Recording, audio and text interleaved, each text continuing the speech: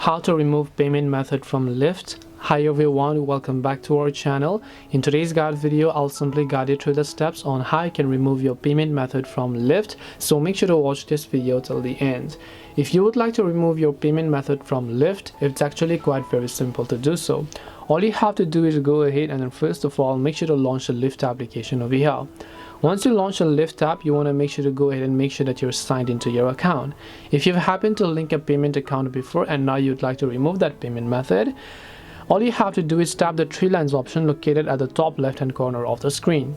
And as you've done that, over here you'll be able to find this option called Payments. Just make sure to tap on it. When you go to the option called Payment, you'll be taken to the page where you'll be able to see all of your payment details.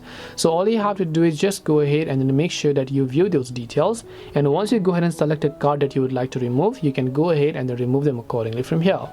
This way you'll be able to remove a payment method from Lyft. Hope this video was very helpful. If it did help you, then make sure to leave a like and subscribe to the channel. If you have got any more questions, feel free to leave them down. Thank you for watching and see you soon in the next video.